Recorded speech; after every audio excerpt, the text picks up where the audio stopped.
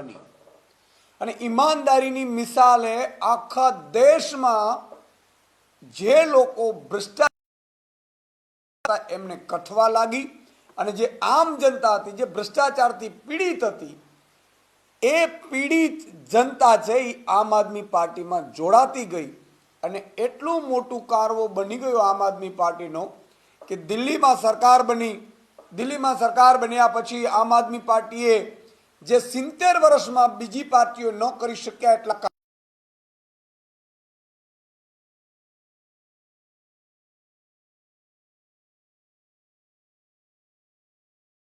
Free કરી, સ્કૂલો free કરી દીધી, સારામાં સારી સ્કૂલો બનાવી, માત્ર 8-10 અરવિંદ કેજરીવાલજી અને આમ આદમી પાર્ટીએ એવા કામ કરી બતાવ્યા કે આખા દેશમાં એની ચર્ચા લાગવા માંડી ને આખા દેશમાં આમ આદમી પાર્ટી મોટી થવા માંડી.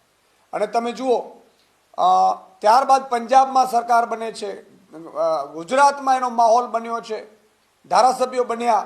અરવિંદ કેજરીવાલજીને આમ આદમી પાર્ટીની એની વિચારધારા ઈમાનદારીની વિચારધારાથી બીજા રાજ્યોમાં કેરળ સુધી આમ આદમી પાર્ટી વિસ્તરી, કાશ્મીરથી એવું ભરાય કે નાના અરવિંદ કેજરીવાલજી પણ ભ્રષ્ટ છે આવા મેસેજ જાય એટલા માટે ખોટા ફરજી કેસ કરાવડાવ્યા.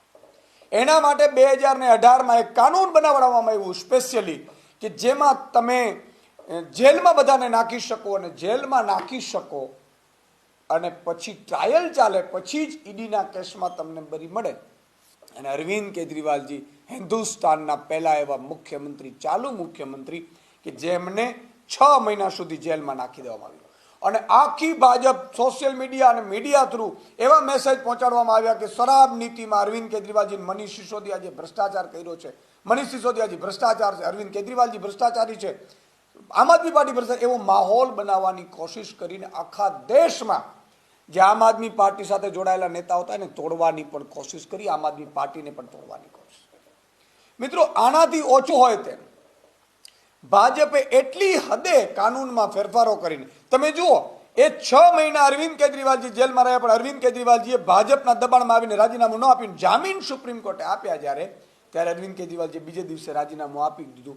પણ 6 મહિના સુધી અરવિંદ કેજરીવાલજી મુખ્યમંત્રી ચાલુ રહ્યા જેલમાં, એ પણ ભાજપને પેટમાં દુખ્યું. એટલે ભાજપે એમાંથી પણ નવો કાનૂન હમણાં પસાર કર્યો છે કે હવે મુખ્યમંત્રી જો 1 મહિનો પણ જેલમાં રહે તો એનો મુખ્યમંત્રી પદ જાય.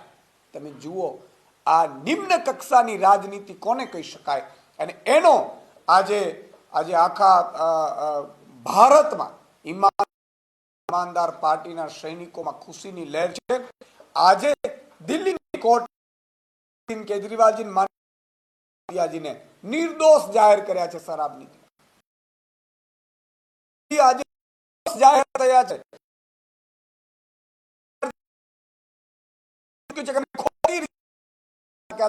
મનીષ સિસોદિયાજીને 1.5 વર્ષ સુધી ખોટી રીતે ભાજપે જેલમાં નાખ્યા હતા, ખોટા જેલમાં નાખ્યા હતા અને આખી પાર્ટીને તોડવાની કોશિશ કરી હતી. ત્યારે આખા ભારતના ઈમાનદાર નાગરિકો માટે આજે ખુશીના સમાચાર છે. જે લોકોને મનમાં શંકા હતી, ગુજરાતના કેટલાક નાગરિકો હતા જે સતત એવું કહેતા હતા શું ઈશુદાનભાઈ ખરેખર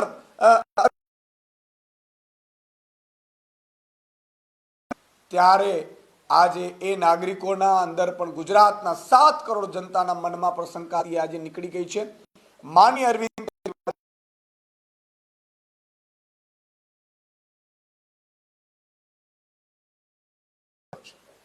મિત્રો, આજે એક વાત એ સાબિત થાય છે કે કઈ રીતે કેન્દ્રની સત્તા જો ધારે તો કાનૂનમાં ફેરફારો કરીને પોતાના કાયદાનું, ખરેખર કાયદાનું રક્ષણ આપવાનું હોય છે, એની જગ્યાએ કાયદાનો દુરુપયોગ કરી અને ચાલુ મુખ્યમંત્રી અને ચાલુ ડેપ્યુટી સીએમને તમે જેલમાં નાખી શકો અને એની કેરિયર અને એના ઉપર દાગ લગાડી શકો. આનાથી મોટો પુરાવો બીજો શું હોઈ શકે. આજે ભાજપ માનનીય નરેન્દ્ર મોદી અને અમિત શાહજી ઉપર આખા દેશને ગુસ્સો છે કે આટલી હદે તમે ખેલ કરો છો, આટલી હદે.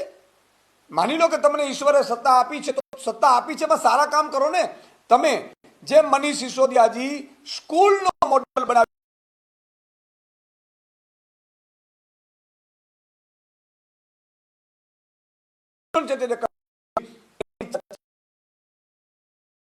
સન્માન કરવાની જરૂર હતી. બીજા રાજ્યોમાં શિક્ષણ મંત્રીઓ એની પાસેથી શીખવાની જરૂર